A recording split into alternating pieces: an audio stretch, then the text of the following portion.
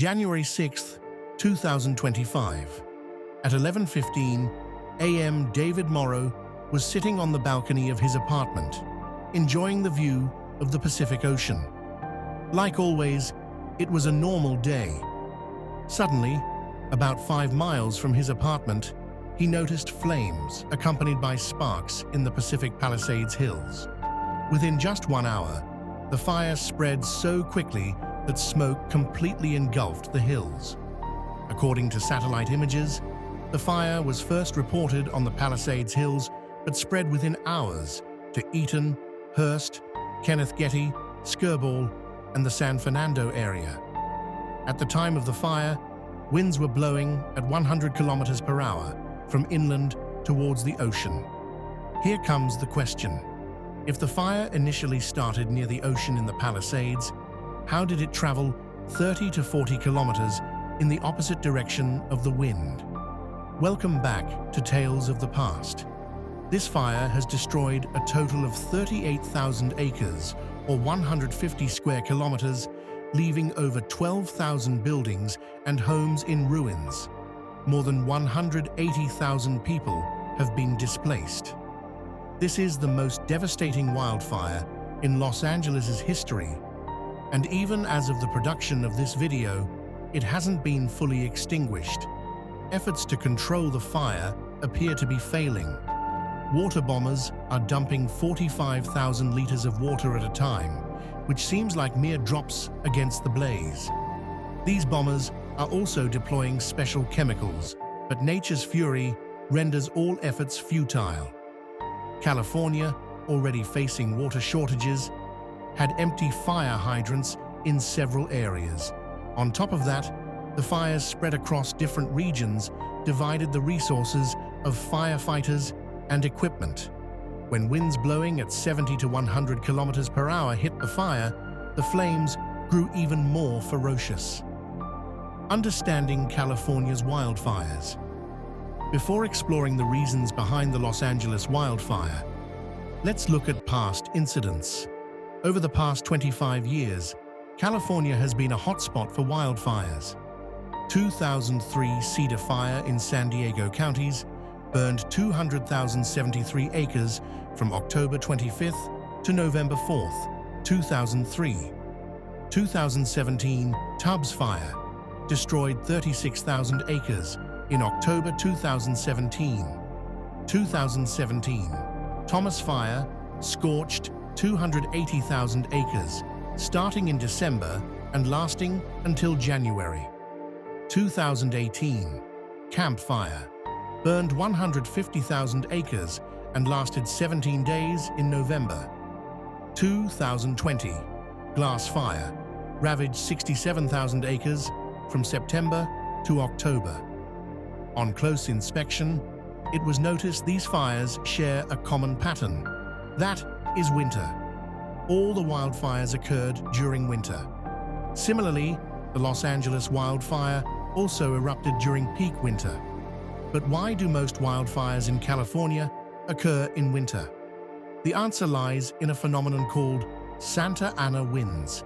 Santa Ana winds are warm, dry winds that blow during autumn and winter in Southern California and Baja California.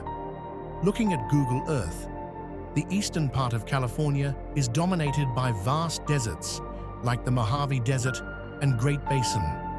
The sun heats these deserts, causing the air pressure there to rise. In contrast, the cooler ocean air has lower pressure. As we learned in grade 6, air travels from high pressure to low pressure. The greater the difference, the faster the wind travels. From southeastern California, Santa Ana winds rush towards the ocean. These dry, warm winds absorb moisture from everything in their path, leaving vegetation and trees dry and prone to catching fire. Santa Ana winds make them dry fuel, ready to be torched in an instant. If a fire does break out, these winds fan the flames, spreading burning embers rapidly and making the wildfire uncontrollable. The opposite spread of fire in Los Angeles. Typically, wildfires spread in the direction of the wind. However, in this case, the fire first appeared near the ocean, in the Palisades, and then spread inland. To understand why this happened, we will learn about an interesting phenomenon called the mountain wave rotor. When wind strikes a mountain directly, the side facing the wind is called the windward side, while the opposite side is the leeward side. As wind is stopped by windward side, a vortex is created on leeward side. That means the direction of wind is opposite on the ground from the peak. This phenomenon played a significant role in Los Angeles. The Palisades area, where the fire was first reported, lies on the leeward side. The mountain wave rotor created reverse direction winds, which spread the fire inland. Once a wildfire starts, it creates many unique phenomena, some more unpredictable than others. One of which is fire tornadoes.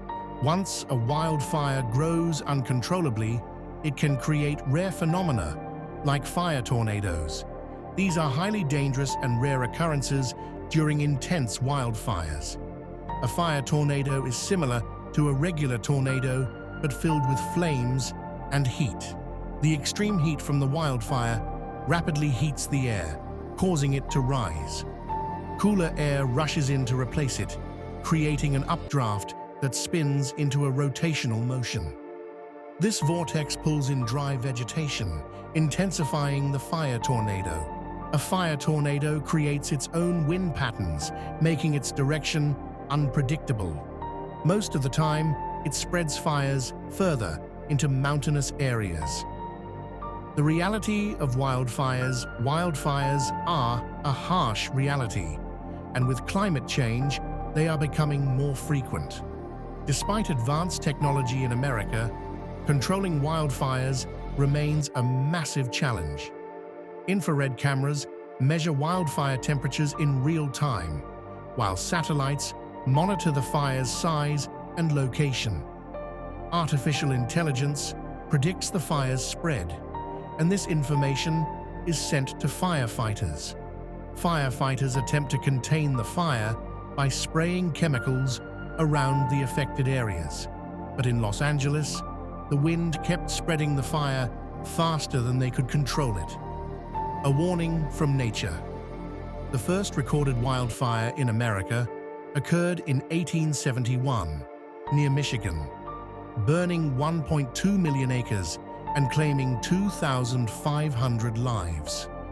From the 1871 Peshtigo fire to today's Los Angeles wildfire, nature continues to remind us that controlling fire remains nearly impossible. If we try to understand nature and adapt to climate change instead of fighting it, perhaps the cycle of wildfires can come to an end. We hope you enjoyed this video. Please like, share, and comment your thoughts. Thank you, and we'll see you in the next video.